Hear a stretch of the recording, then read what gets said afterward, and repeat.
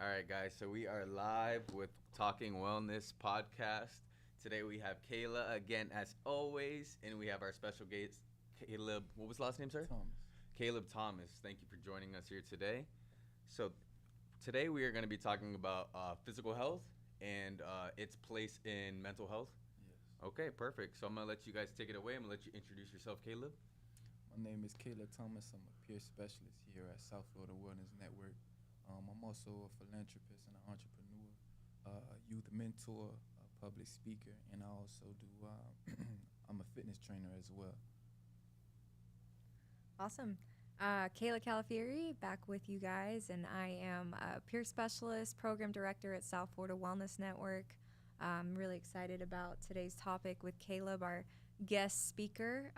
We're going to talk about mental health and how it correlates to physical health. And I know Caleb has made physical fitness a part of his daily lifestyle since you were like a child, right? Yeah. Training, Mhm. yep, sports, all that. So, Yeah. yeah, let's get started. Definitely. I just wanted to start it off by saying, health is wealth, whether it's mental or physical. Your health is wealth. How you take care of yourself is important. Whether it's your mental health on the aspect of how you're feeling every day, when it comes to physical, how you're looking every day. But I just wanted to start it off by saying, when you're on a path of recovering from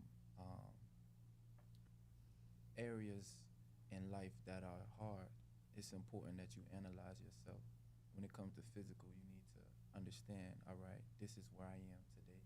This is where I want to be. When it comes to mental, this is where I am today. This is where I want to be. So just taking time to take that step back, and analyze yourself, I believe that's the first step in recovering.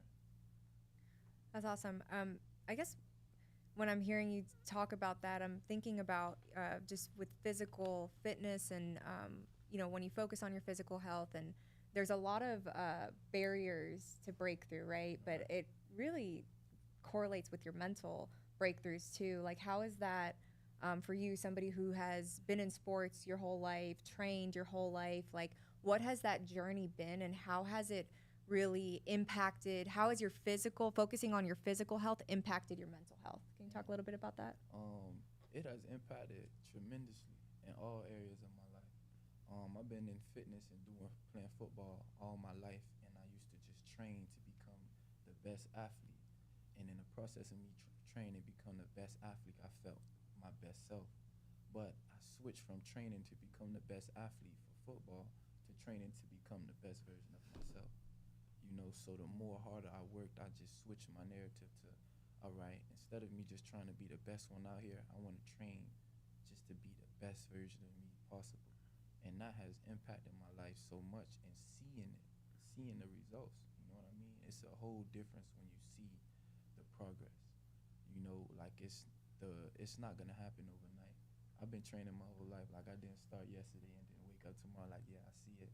But it's the process of working towards something, you know what I mean? And molding yourself to be your goal, reach your goal, becoming better. It just impacted my life uh, in so many ways. Was there ever a time that maybe, I guess it's a two-part question, where maybe your physical, your focus on your physical fitness and that journey has helped you out of maybe some mental struggles? Or has there ever been a time where you had been continuing in your physical fitness and your training and all those things, but you were still experiencing mental health challenges? And like, what was that like, and how did you overcome those things, or um, get through those struggles?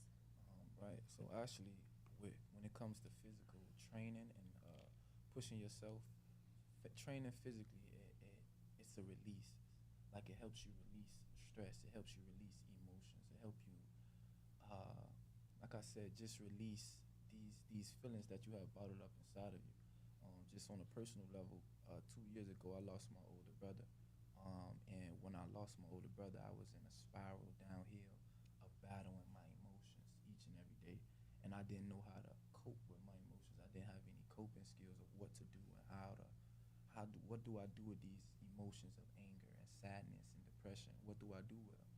So I had to figure out a coping skill that when I work out, when I go for a walk, when I get on the treadmill, when I go to the gym, I realize that it makes me feel so much better after leaving the gym because that is a way that I channel and I harness those those feelings of depression, those feelings of sadness, those feelings of anger. I channel those emotions and I channel it towards me training physically. So that is one way that I was able to overcome the mental barrier of depression or anxiety is by figuring out a coping skill. And everyone is different, but what worked for me is physical health, physical training. Yeah, yeah. Well, for our viewers that you know, may think, hey, you know what, I've never been to a gym, physical training, it sounds hard. I've never stepped on a treadmill or done any kind of exercising or even stepped into a gym, and it seems very overwhelming. And I mean, we're talking to Caleb, and you can see like his muscle tone and all of this stuff. And he said it's a process, and it doesn't happen overnight. And I can attest to that actually in my own journey, in my own recovery, because 7 years ago, I began my recovery journey, and it kind of started as like beginning to help myself with my mental health struggles, beginning to get help with my substance use recovery, beginning to put down the things that I was coping with and trying to fill those voids with, and starting to kind of heal and walk down that healing journey. And I remember like it was probably like 6 months into my recovery journey, and I had gained like probably 35 pounds.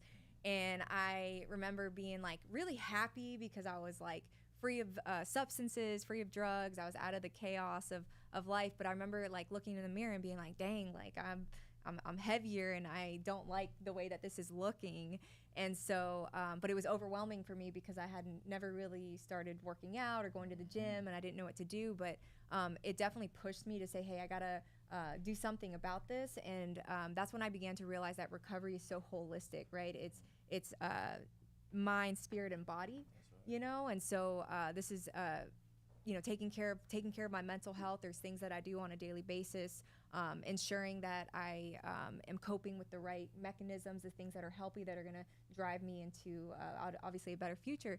But then even focusing on like what I'm putting into my body, and then also like movement, right? Like movement is medicine, and I didn't realize that until I started working out. And like you just talked about channeling, you know, like your whatever mental struggles you have, or like if you're dealing with depression or just like sad thoughts, or you know, maybe you're in a funk. What I have come to find is like going to the gym actually makes me feel so much better. Like I do channel those things, and it's like between working out and like good music, it's like to me that is like therapy, right? Like it's therapy, it's therapeutic, and it's something that I've actually incorporated into like my daily maintenance of my, you know, recovery and wellness and how I stay well, you know. So can you talk a little bit, I guess, to viewers that maybe have never gone to the gym or feel like that's like really overwhelming? Like, how do you get started? Like, what would you suggest, you know, for them if they wanted to start like a journey of, you know, eating healthier or just working out, and how that might help them with their mental health? I would definitely say the first place to start is, like I said before, analyzing where you are. You know, that's important to know. This is where I am today, and what is a goal that you have? You know, setting goals is a powerful tool that helps you during not only in your journey of recovery, but also helps you in your life. Is setting a goal and having a specific saying, okay, I want to lose weight, or I want a slimmer body, or what is your goal? You know, when you find your target, it helps you easier to focus, to channel your focus. When you have a target, now you know what you're aiming towards. But if you don't have any goal, or if you don't have any target, it's like, okay, it's hard to, you see these weights, you see that, you see this, it's like, what am I gonna do? But when you have a goal, like before you get to the gym, okay, I wanna lose weight, let's go for a walk. You know, you wanna lose weight, or let's start off walking. I would just say start off walking. If your goal is to lose weight, or if your goal is to get slimmer, just start somewhere small. You know, don't think about the big steps, the giant steps. Just start small, you know, and that's with anything in life. That goes for fitness, that goes for life. Just when you're on a path of recovery, start small. Small steps lead to great distances, you know. So when you start small, but you have a target, you're gonna get there. But it's about first, before you even start, make sure you know where you're going. Know what direction that you're walking towards. Yeah, that's good. I mean, I definitely think even my health journey, it's not been a sprint. It's definitely been a marathon. Yeah. But one thing for me, I feel like that has helped myself is like, and I know women struggle with this. I can't speak for men, but I'm sure that men may have the same struggles. Some men do. But it was like, at first my goal was like, I want to lose weight. Like I want to be skinny. When I was on drugs, at least I was skinny. You know what I mean? And my perspective over the years has just really changed to like, man, I want to be the healthiest Kayla that Kayla can be. Right? So my goal became health. It became like, I want, like, internally, mentally, spiritually, like all of these things. It's like my goal is health. Right? And so when I changed it from like skinny or this weight or this number, because I think sometimes we get so focused on the superficial side of things, right? So it's like when I look at my recovery journey, which definitely includes focusing on like my physical health as a part of that, I kind of, when I guide people that are starting that process, because I completely agree, is like take small steps, right? The reality is, realistically, if you take a big giant step and it's a big change, your consistency level and like the statistics of you actually maintaining that is a lot lower than if you do something so small and simple as like cutting soda out, right? Like let's just start with somebody who like drinks a lot of soda. Like just stop drinking soda and drink more water intake, right? Or park your car when you're going anywhere you go, park in the back. This is what I taught my friend. I was like, park in the back, so that way you have to like walk a distance. So I like incorporated fitness into their day, because I think some people are so overwhelmed with like going into a gym because it's scary. Like I know for me, the first time I went into a gym, I was like, these are all professionals. Like everybody has muscles. Everybody knows what they're doing. Like I've never lifted a weight before. And it was like kind of intimidating, And so what are some things that people can do that maybe like don't have access to a gym, can't financially afford a gym, or are just like really scared and intimidated by like walking into a gym? Like you said, you challenging yourself by parking in the back of the parking lot, but you challenge yourself by you not going to the gym. So it's starting outside of the gym. Really going to the gym starts outside the gym. Yeah. Really. But with the small, simple, everyday things you do, like waking up, getting out of bed, you know what I mean? Or parking your car in the back of the parking lot. You have to walk all the way up to the door.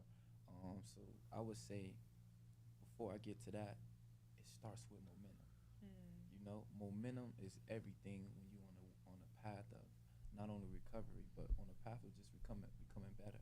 How do we get momentum? Taking them small steps. You know what I'm saying? Taking them small steps by parking in the back, or taking a walk around the block, or just doing some regular squats, 2 squats, 3 squats, but challenge yourself to do something small, but that's what I would mean by taking them small steps. You guys don't know this, but Caleb actually did like 20 push-ups before we got on this podcast. So like when he tells you like you can literally work out anywhere, he means it. Yeah, definitely, but it's what working out does for you. Yeah. I did those push-ups because I know the boost of confidence that it gives me from working out. That's good. Even if I didn't do 100 push-ups, if I do 2 push-ups, as soon as I get up from the 2 push-ups, I'm gonna feel like, I did that. Yeah, You know what I mean? So it's a benefit, a major beneficial factor when you push yourself physically. You feel stronger. Like when I go to do a good workout, and I actually like am like committed. Like this morning, I was committed to my workout, and I like lifted. I did some deadlifts, but like I felt like tall, probably taller than I was, and not in like a cocky way, but just like, man, I'm really proud of myself. I just exceeded my personal record, and so you walk out with like different confidence, but I think it's because you're in competition with yourself, right? Like I'm always constantly in competition with myself in terms of just like, man, like pushing myself to my limit and then exceeding that, right? And for me, what happens is it like doesn't just physically do I have like a personal record that I break, but like mentally I broke a record of like, hey, you could do this. Like you're capable of more. And when you continuously do that, you continuously build momentum. And the more momentum you build, the faster, the stronger, the better you become. You know what I mean? So that's why it's so important that you challenge yourself. Don't wait for other people to challenge you. You challenge yourself to be better. You challenge yourself to get better. You know what I mean? Because it starts with you. At the end of the day, I could be your personal trainer. I could tell you to do this, do that, do that, but I can't do it for you. You know what I mean? The initial first step starts with you, self.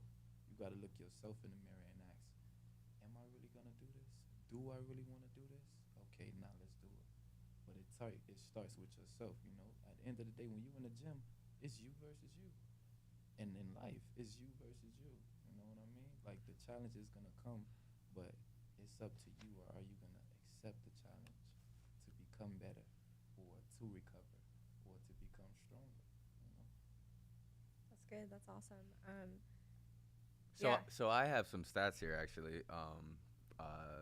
It was published by Forbes, and in 2020, it says that 42% of adults are actually obese nowadays. So that's in Wow. 2020 that was published. So I'm sure it's even worse now.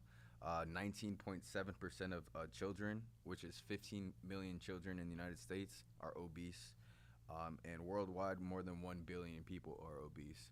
So I produced those stats in order to provoke the question: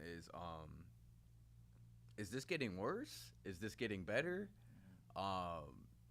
With all the influxes in on social media and stuff like that, you know, there are a lot of visuals on working out. I know my page is full of workout stuff like that. I'm sure yours is. It's usually based on whoever's the page is too.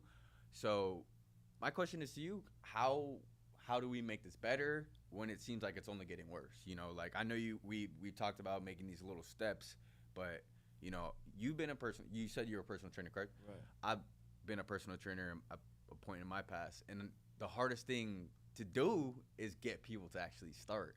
So even with those little daily things like that, how do you get them to even start that? And that's why I think mental and physical tie so closely together, because they are so closely related. Because before you can get your body working, you got to get your mind to tell you to go out and do it. So my question to you, Caleb, is what would be your number one recommendation for someone who is maybe not fat, maybe not obese, or is heading there or whatever, but they're not working out, they're not motivated to work out, and they definitely need some guidance? Setting a goal. A lot of times they don't have a goal. You know, they don't know exactly what they want. They don't know what vision. Like, you must start. It starts in your mind. So you must visualize who you want to be, what type of body you want to have. You know what I mean? What type of life you want to live. But in the sense of physical, if you know you want to become better, but you're not taking the actual steps to become better, start by visualizing that version of yourself. And then follow up that vision with what is one thing that I could do, you know, to start fitting that vision, you know, that I have. But I would say it starts with setting a goal or creating a vision of who do you want to be. You know, I mean, what type of body that you want to have, you know? Yeah. So that would be the first step, is setting a goal. Like, okay, I know where I am today. What's one goal? Like, where do I want to be? Whether it's lose weight, whether it's gain weight, or slim your body up. But what is that specific goal that you want, you know? Absolutely. No, I completely agree. I think the first thing you definitely should do is set a goal. I mean, what are you working towards? If not, you're not holding yourself accountable. And I think that's the number one thing. Well, or one of the you said it, accountability. Exactly. Right? I think that's one of the most important things, especially in our generations, is the lack of accountability with all things, whether it be working out, whether it be, you know, trying to stay sober, whatever it be. You know, we don't hold ourselves as accountable as we should. If we make mistakes, that's perfectly fine. We're only humans. We're not perfect, but we have to own up to that and then make the changes from it in order to grow. Yeah. And well, one of the key things is support, right? Like, so when you look at recovery, you look at like, if you want to go, there's like a saying where it's like, if you want to go far, like go with, if you go by yourself, what is it? If you want to go fast, go by yourself. If you want to go far, you know, go with people, right? And Absolutely, the link, I think, like one of the common things with like anybody's success, you know, because like the reality is like nobody's truly self-made, right? And like anything, is a lot of the time when you look at like the support that they have around them, that's probably linked to how far they can go. Because for me, when I started my journey of wanting to get healthy, one of the biggest things that helped me was I had an accountability partner. I had somebody who I went to the gym with every day, right? And we kept each other accountable. When I wanted to start changing like how I was eating, same thing. We checked in with each other. My friend just did a fast. She was like, hey, Kayla, I'm doing this fast and I really need some accountability. So what did I do? I called and checked in with her every day, and we kind of talked about it, how she's feeling and things like that. I think accountability sometimes, like, by ourselves is a challenge, but when we put other people into it, and I think that's why people will pay personal trainers, right? Is it's like, this is a accountability, but then of course you're still that aspect of like, you still have to also have accountability for yourself, you know? Absolutely. So I have two questions for you guys. A little bit thought-provoking. So, do you think motivation is? Do you think this? Do you think motivation is important? Do you think it's important to have motivation in your life? Do you think importance is more of a positive, or do you think motivation is more of a positive or a negative in your life? To me, I love motivation. Mhm. I need motivation. Motivate me, inspire me. That's what type of person I like. Like, that's the type of stuff I like, motivation. But of course, you need that discipline too. Yeah, Discipline is sure. important. Absolutely. Yeah. But that motivation to get me going, you know what I mean? Motivate me. But at the end of the day, the motivation comes from you. The discipline comes from me, you know. But I do feel like it's so important, you know, because you want to see it. You want somebody to push you mentally before anything else, to be like, okay, can I get to that point? Can I really do that? Yeah. And I feel like that's what motivation is. And I asked that question because I understand that motivation is a spectrum. Yeah. And by saying that, I mean some of us need a little more motivation than others. For sure. Some of us won't get out of bed unless someone comes up and says, yo, get out of bed. You know what I'm saying? Yeah. And then others are up at 4 a.m. before the other person even can wake us up. So I definitely think motivation is... Well, I would say that that's the ones that are up at 4 a.m. have the motivation and the discipline. Yeah. Right? Motivation without discipline Absolutely. is like an inconsistent kind Of course. setting a goal. It's like a boat without water. Yeah, exactly. Yeah. So, but the discipline piece is like the most important because that's what's gonna get you to that goal. Okay, Yeah, cool. that's- And let me ask another question. Let's say you guys just had a new baby. You could have a baby, could not have a baby. What's the first thing you're going to instill in that child when they're old enough to learn as far as motivation and discipline? How are you going to instill that in that person's heart or that child's heart?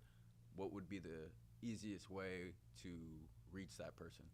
And I ask that because children are pretty simple. They understand things as they're said. And a lot of people in life, they don't understand messages because they're not particularly clear. So I'm asking you in the child's perspective so that someone listening that's struggling could maybe understand it as well. That's good. I actually have a child. So one of the things that I do is I try to look at everything that I'm teaching him from a growth mindset and not a fixed mindset. And when I say that, it means like even my praise for my child, I stay away from things like, oh, you're so good at that. You have so much talent there. Because Definitive correct. praise. And I praise him on effort. Like, man, you've been working so hard on the court, and that's why you played that good game, right? And so I try to link effort and work ethic to achievement, right? Because when we look at everything we're talking about, and we talk about motivation, and my kid could be extremely motivated because I'm a mom that just praises him and says, you're the best basketball player. Oh my gosh, you're so good. You're so good. But then he's going to think like, I've hit that level. Here I am, I'm good. And I'm, only in 6th grade, 7th grade now, and I don't need to work hard anymore. Right. So I learned this when I actually went through this process of like, I used to praise him on like you being so good and like, oh, you're having such a great season and blah, blah, blah. But then I saw my son stopped working as hard because he thought he was the best. And so that is where I started to realize that like, if I want to instill in him that like everything in life is consistent based off the work ethic that you put into it, right? If like you really want to like develop and become, an expert in a skill set, you got to keep working at it every day, And so those were the things that I started to learn and just incorporate in everything that I teach him. And so that's kind of like how I kind of keep him on that, like, I guess with the question you asked of just like instilling these things so that he understands like how the reality of how life works when he gets older, and realizes that like it's gonna take hard work, determination, and consistency with anything he does. And I would say leading by example as well. Yeah. Like you could tell somebody, but when you show them, it makes us a way longer lasting impression. Demonstrating who you are from the work that you put in. Yeah. You know what I mean? Like it's a lot of people who talk about what they do, but when you're able to show it, you're leading from a whole higher perspective. You know what I mean? So when it comes to others, in terms of the question, just leading. That's Leading good. by example. I feel like that's the first major start. Is just to actually be able to visually show them and demonstrate. What Yeah. it is you're telling them. Absolutely. And I think one of the things I've learned too as a parent, I'm a high performer. So, like, I'm very critical of myself. And I often would tie my worth to my performance. And so I try to teach my son that too, and like really focus on character, because I think that that's like the most important thing of like who you are is your character. It's not like this achievement or this whatever, because I see that a lot of people that are high achievers or athletes will tie their whole identity, wrap it up into football or basketball or, achieving some goal. And then it's like, what next? And oftentimes they'll I've seen it, they'll end up going into like a depression when like that season of their life is over because Right. their identity was so caught up in that. And I went through that with me. In college, I was training. I played football. My goal was to go to the NFL. So my whole life, I was training to go to the NFL. I get to my senior year of college. I had a great season.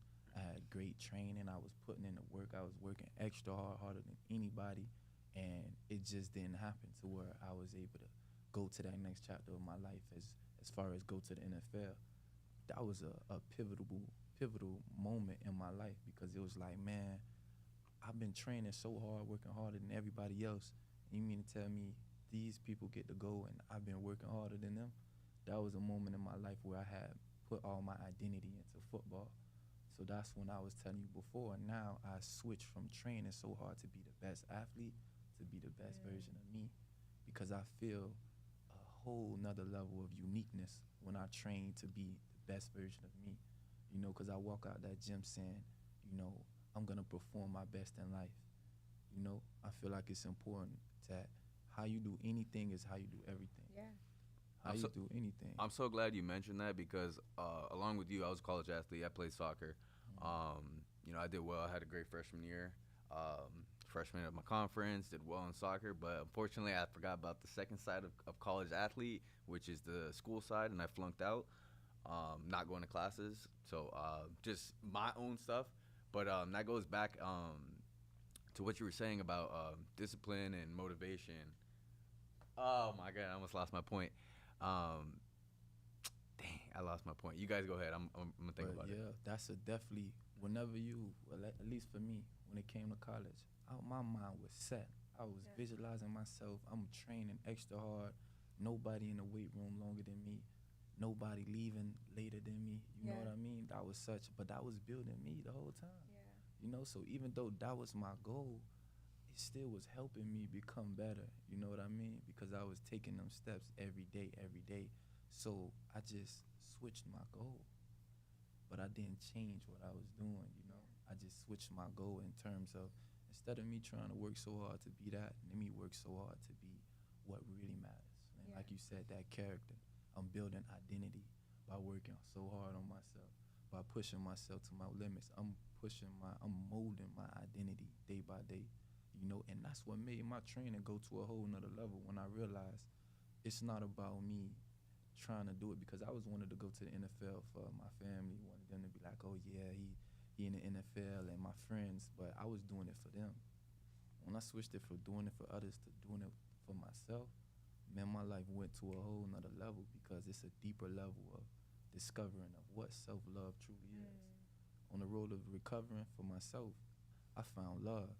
When you find love for yourself, man, there's no better feeling. But if you love yourself, you're going to do the necessary things to keep that love for yourself. I love myself so much, I must wake up at 5:45 every morning. Not because I want to, because I love myself enough to say, if you want to be great, which is my goal, if you want to be great, you got to hold yourself to a higher standard, and it comes with accountability. If you love yourself to this level, let's be accountable with that love. If you want to look so fit, it's going to take some work, but love the work that you're doing, because it's going to pay off towards the love that you have for yourself. You know what I mean? So I feel like it's so important that everything you do it with love, and find a deeper meaning to do it. Yeah, You that's know? good. That's really good. How long did it take you when you kind of came to the realization, like, okay, this has been my dream, the NFL, and you know, you knew now, like, okay, this particular dream may not happen, and you kind of, like you said, like you had tied up your whole identity in that, and it kind of took you into a dark place. Like, when did it switch for you, and what would be like your advice for like youth that, because even my son, like, he's like NBA, like I want to be in the NBA, and I love that. I love that he's dreaming big, that he wants to like put in the work, and you know, that he's thinking like, you know, outside the box, and just, you know, I'm going to train, I'm going to go to high school, college, all the way to the NBA. But the reality is like, if that's not, that may not be God's path for him. You know what I mean? And I see this happen a lot with like athletes, you know, because they get it so fixed in their mind. So what would be your advice to like a young person who has like this huge dream of like making it to like the NFL or the NBA? Because I know it's like a very small percentage of people that do, and I never want to like stomp on anybody's dream, because it could be you. You know what I mean? Like, I don't know those things, but I also want to kind of give like a realistic you know, advice to young people, specifically my kid. Right. I would definitely say fall in love with the journey, not the destination. That's good. Yeah. The journey is much more important than the destination, because the journey, once you reach the destination, you're just going to stop there, or you're going to find a new destination to go to. Yeah. But when you're so obsessed with the destination, you forget the journey is what's getting you there. Yeah. The step by step, small steps leads to great distances. But you must take those small steps before you get to that great distance, you know? So fall in love with the journey, because the journey teaches you who you are, teaches you your worth, it teaches you what you're capable of. Yeah. A lot of times we don't know what we're capable of, you know? But the journey is what's going to teach you what you're capable of. My journey, my destiny was the NFL. My journey was college. My journey was my life, you know? Yeah. But I thought my destiny was the NFL. But God was preparing me for an even greater destiny that I still hasn't reached yet. But I'm so in love with the journey. It's like, man, it don't matter what the destination is. Yeah, that's I'm going to keep on stepping until I get there. And once I get there, I'm going to keep on going. So my advice for the youth, or my advice for anybody who just has this big goal, keep that belief in yourself. Keep chasing after that goal. But don't oversee your journey, the steps that you're taking. You know, smaller. Fall in love with the journey over the destination. Yeah, that's good. And I think like one more thing to that would be just like, you know, asking myself, like, who am I outside of this, right? Like, that's, and all of us could do that, right? So like, because most of us tie ourselves to either like where we perform, whether it's like as a mom, or, you know, our job, or, so when somebody says like, hey, you know, like, and they ask like who you are, you often want to like just say like, okay, well, who am I? You know, what is that? And so what I learned too in my journey, because I feel like recovery is really a journey of self-discovery, was like who is Kayla outside of, you know, Cooper's mom? Who is Kayla outside of, you know, peer specialist? Who is Kayla outside of these things? Because I used to always like tie my worth to things, and tie my worth to achievement, and tie my worth to like what I'm doing, and not like who I'm being. Right. Yeah. Versus who you truly are. You know, and all the work that you put in is who you are. I believe, you know, the work that you put in, that's who you are. That becomes your identity. The more work you do, the more you start to believe in yourself. Yeah. The message, if you don't remember anything I say, I just want you to remember to believe in yourself. Take those steps, and it starts with the belief. Believing that you can do these things, believing that you can accomplish these things, whatever it is that you want. But that belief system is what drives you to become a greater version of yourself. Yeah, that's good. And if any of you guys don't have belief in yourself just yet, because I was at one point struggling with to find even an ounce of that, there are people out there that believe in you, and we believe in you. And I say that like just so genuinely and authentically and just real is like, we believe in you, and there's definitely people out there that can instill belief in you until you can't believe in yourself. So. That's right, definitely. And I just want to attach it to this scenario. Just this story I heard. There were three people trying to climb a mountain. Each person had a different mountain, but each person was faced with the same wall. At some point of their journey of climbing that mountain, they each came upon the same wall. The first person came up to the wall, he saw it, he said, "There's no way I'm gonna get over this mountain or get over this wall. There's no way I'm gonna climb this wall." The second person walked up to the wall, he said, "I think I can get over this wall." The third person walked up to the wall and said, "How fast can I get over this wall to get to the top of the mountain?" The first person had no belief in himself. The second person just started to slightly believe in himself. But the third person had that unwavering belief to say, "How fast can I get over this wall to get to the top of the mountain?" Each person was still climbing the mountain. Each person was faced with the same wall, but each person had a different belief system. You know? The first person said, "There's no way I can get over this wall." He didn't believe. The second person said, "You know what? I think I could get over this wall." So he tried it. But the third person said, "How fast can I get over this wall?" Having that undeniable belief that how fast can I get over this wall to get to the top of the mountain. But it starts with having that belief in yourself, believing in who you are, believing in what you're capable of, believing that the work you have been putting in is building your character and molding you to become that greatest version of yourself, to get over that wall fast and get to the top of your mountain, you know?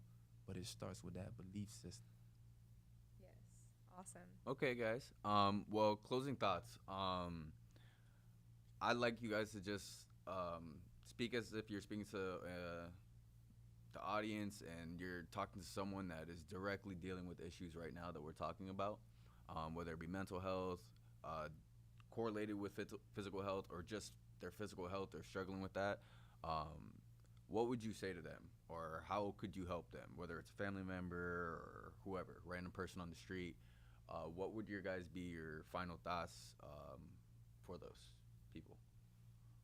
I would say first, it's okay. You know, if you're going through a mental battle, if you're going through something that is hard in life, it's okay. And I would say the first thing to do is identify where your pain or where your problem, or identify where it's coming from. Where is this coming from?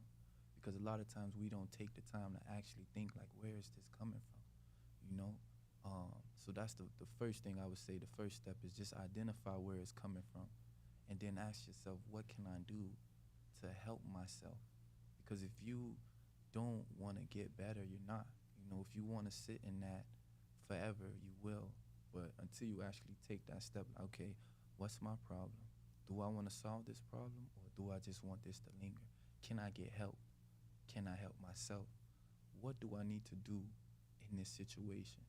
Because if you were comfortable with that and you want to stay in that, and it's not easy, you know, but if you're comfortable in the pain that you feel in a mental issue, or whatever it is you're going through, you're just going to sit in that forever.